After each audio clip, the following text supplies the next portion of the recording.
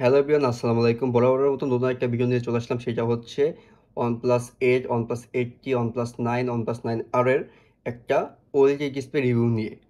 তো OLED display কিন্তু মার্কেটে নতুন এসেছে। এগুলো কিন্তু আপনার AMOLED থেকে একটু কম।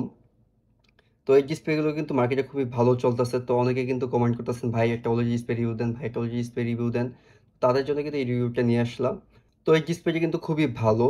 আর এটা কিন্তু একটা OnePlus 8 ডিভাইস। আর এই ডিসপ্লেটার মার্কেট প্রাইস হচ্ছে 5,500 টাকা। ফিঙ্গারপ্রিন্টটা টেস্ট করে নিই।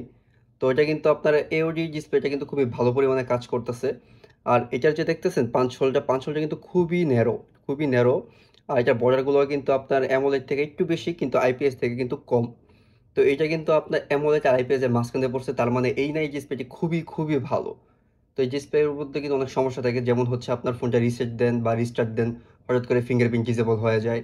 তো অনেক ক্ষেত্রে আবার কেউ গ্লাস লাগায়, পলি লাগায়, ওই ক্ষেত্রে কিন্তু আপনার ফিঙ্গারপ্রিন্টটা কাজ করে না। তো আমার ক্ষেত্রে কিন্তু এরকম অনেকবার হয়েছে যে বা ফোনটা রিসেট দিছি বা ডিসপ্লেটা খুলে আবার লাগাইছি, তখন কিন্তু ফিঙ্গারপ্রিন্ট কাজ করে না। কিন্তু অনেক ক্ষেত্রে কাজ করে, অনেক ক্ষেত্রে আবার কাজ করে না। তো এই ডিসপ্লেটার কিন্তু আপনার ব্রাইটনেস খুবই ভালো। তো ব্রাইটনেসের কিন্তু এই দেখেন, ব্রাইটনেসটা কিন্তু খুবই ভালো। আর এটার যে ফুল ব্ল্যাক, আমি আপনাদের ব্ল্যাকটা দেখিয়ে দিচ্ছি। ডিসপ্লেটা আমি ফুল ব্ল্যাক করে নিই, ব্ল্যাক করে আমি আপনাদের দেখাই যে এটার ব্ল্যাক স্ক্রিনটা কিরকম। এই যে ফুল ব্ল্যাক করে দিচ্ছি, এই দেখেন।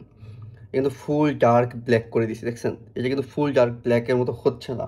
তো আপনার ওএলইডি ডিসপ্লেটা কিন্তু অ্যামোলেডের মতো এত ডার্ক হবে না কখনোই। তো ওটার কিন্তু আমি দেখেছি যে আপনাদের ভিডিওতে দেখাতে পারবো না, জিনিসটা এরকম আসবে কিনা আমি জানি না। তো একদম মানে র্যাকের মতো একটা উঠে পড়ে আপনার ওএলইডি ডিসপ্লের মধ্যে। এটা কিন্তু আপনার যা প্রবলেম না, এই ওএলইডি ডিসপ্লের মধ্যে সবগুলোতেই একই সমস্যা। এই ডিসপ্লেগুলোতে এরকম ব্ল্যাক হয় না, কারণ এগুলো হচ্ছে মার্কেট অরিজিনাল। কারণ এগুলার ডিসপ্লে আসে আপনার অ্যামোলেড, সেগুলারে আপনার মডিফাই করে তারপর ওইজি বা IPS ম্যানুফ্যাকচার করে। আর এই ডিসপ্লের মধ্যে একটা যে বেনিফিট পাবেন সেটা হচ্ছে যা বর্ডার কম, ফিঙ্গারপ্রিন্ট কাজ করে। তারপর হচ্ছে আপনার এগুলোর যে পাঞ্চ হোলটা খুবই কম, আর এটা ফিটিংটা কিন্তু ঠিক অ্যামোলেডের মতো হয়েছে। ওইরকম না যে ফিটিংটা ঠিক মতো হয়নি। IPS এর ফিটিংগুলো কিন্তু খুবই বড় হয়। তো এটার ফিটিংটা কিন্তু দেখতে পাচ্ছেন, যে ফিটিংটা দেখেন, খুবই ভালো পরিমাণে ফিটিং দিচ্ছে। আর এটা কিন্তু OnePlus 8 একটা ডিভাইস। তো এই সেটটা কিন্তু আগের মতো তেরকম আর কি, মানে যে অ্যামোলেড-এর সাথে যেরকম আসছে, আপনি চালায় খুব মজা পাইছেন, ওইরকম মজা পাবেন না। তো এটা জাস্ট আপনার স্যাটিসফ্যাকশন হবে, জাস্ট ফিঙ্গারপ্রিন্টটা কাজ করে, জাস্ট এতটুকুই। আর ফোনটা কিন্তু এরকম একটা হিট হয় না বললেই চলে। যেমন IPS লাগালে কিন্তু প্রচুর পরিমাণে হিট হয়, প্রচুর পরিমাণে ব্যাটারি বার্ন হয়, এগুলো কিন্তু কোনো সমস্যা এটার মধ্যে পাবেন না আপনারা। তো এই OLED ডিসপ্লের মধ্যে কিন্তু আপনার গেমিং খেললেও কিন্তু খুবই ভালো গেমিং চলে যায়। তো এই ডিসপ্লেটা কিন্তু খুবই পরিষ্কার, IPS এর মতো এত গোলা হয় না। তো এই ডিসপ্লেগুলোর কিন্তু আপনার একটাই প্রবলেম, সেটা হচ্ছে যে ডিসপ্লেগুলো ফিঙ্গারপ্রিন্ট হুট করে কাজ করে, আবার হঠাৎ করে কাজ করে না। তখন কিন্তু একটা সমস্যার মধ্যে আপনারা পড়ে যেতে পারেন। আর এগুলো ডিসপ্লেতে কিন্তু কোনো ধরনের কোনো ওয়ারেন্টি হয় না, যে আপনি 2 দিন পরে যে একটা ক্লেম করবেন যে একটা ওয়ারেন্টি দেওয়ার জন্য, এগুলো কিন্তু কোনো ওয়ারেন্টি পাবেন না। তো এই ডিসপ্লেগুলোর আপনার যে ব্ল্যাকটা আমার কাছে একটু মানে ওইরকম লাগে না। জাস্ট আমার মনে হচ্ছে যে এগুলাকে IPS থেকে হালকা একটু মডিফাই করে ফিঙ্গারপ্রিন্টে কাজ করাইছে, আর আপনার ব্ল্যাক স্ক্রিনটা নিয়ে আসছে। তো ব্ল্যাকটা বলতে আবার ওইরকম ব্ল্যাকও না, যেমন অ্যামোলেডের মতো ফুল ডার্ক হয়ে যাবে, ওইরকম ডার্ক হয়ও না এটা তেমন একটা। তো অনেক ডিসপ্লেতে হয়, অনেক ডিসপ্লেতে আবার কিন্তু হয় না।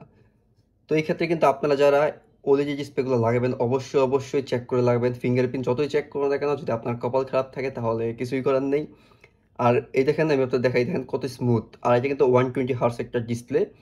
তো 120 হার্সটা কিন্তু একদম বাটারি স্মুথ, দেখেন সুন্দর মতো স্মুথলি কাজ করতেছে। ঠিক আছে? এই জায়গায় কিন্তু আপনার 120 হার্সটা প্রপারভাবে কাজ করে। যেমন IPS এর ক্ষেত্রে আমরা দেখছি যে 120 হার্স দিলে সম্ভবত সর্বোচ্চ 75 বা 80 হার্স কাজ করে। এই ক্ষেত্রে কিন্তু এটা সুন্দর মতো 120 হার্সটা একদম স্মুথলি কাজ করে। তো এই ডিসপ্লেটা কিন্তু খুবই ভালো। আপনারা যারা মুভি দেখেন বা গেম খেলেন, তারা কিন্তু এই ডিসপ্লেটা লাগিয়ে নিতে পারেন। আর এটার প্রাইসটা মোটামুটি বেশি, আপনার 5,500 টাকা। যেমন OnePlus 9, এটার অ্যামোলেডের প্রাইসও হচ্ছে আপনার 5,500 টাকা থেকে শুরু করে 6,000 টাকা, এরকম প্রাইস পড়ে। কিন্তু আপনার OnePlus 9 Pro, যেগুলো কার্ভ ডিসপ্লে, এই কার্ভ ডিসপ্লেটার ক্ষেত্রে একটু কম প্রাইস, কিন্তু বাকি কার্ভ যেগুলো, ওগুলোর ডিসপ্লে কিন্তু প্রচুর পরিমাণে প্রাইস। যেমন ওগুলো IPS হচ্ছে 8,000 টাকা থেকে শুরু হয়। তো অবশ্যই ডিসপ্লে লাগানোর ক্ষেত্রে আপনারা সচেতন হয়ে ডিসপ্লে লাগাবেন। তো এই ডিসপ্লেটা কিন্তু মোটামুটি ভালো। ঠিক আছে? একদম খুবই ভালো। তারপরে আমি আপনাদের বলব আপনারা চেক করে তারপর লাগাবেন।